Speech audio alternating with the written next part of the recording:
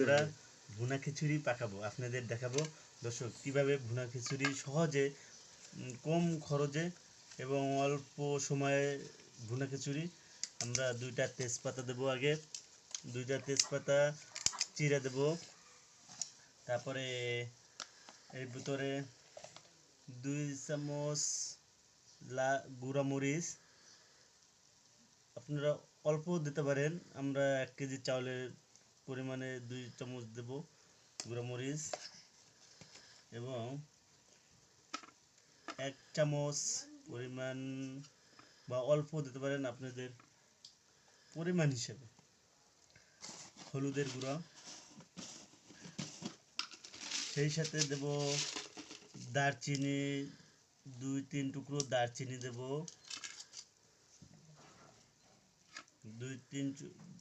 2-3 টুকরা 4 টুকরা দারচিনি দেব, এবং এলাচ দেব 3-4 পিস এলাচ দেব। আপনাদের পরিমাণ আপনাদের মতো দিতে পারেন। আমি 4 পিস এলাচ দেব, কেননা 1 কেজি চাউল, 1 কেজি চাউল, হাফ কেজি চাউল বা 1 কেজি চাউলের ভিতরে আপনি 4-5টা দিতে পারেন। এবং লবঙ্গ দেব,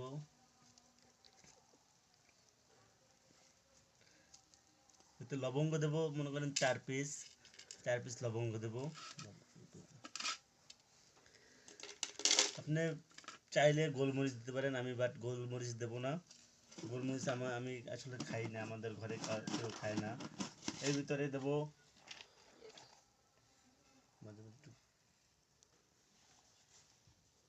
ভিডিও, তারপরে এক এক কাপ পেঁয়াজ কুচি, আপনারা বিস্তা করে নিতে পারেন, কোনো প্রবলেম নাই।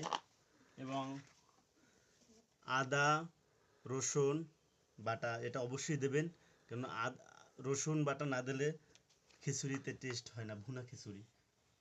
তারপরে আপনার চাউল ডাল এটারে আগে ধুয়ে ভিজিয়ে রাখবেন, তাহলে চাউলটা আর চাল ডালটা সুন্দর একদম হবে।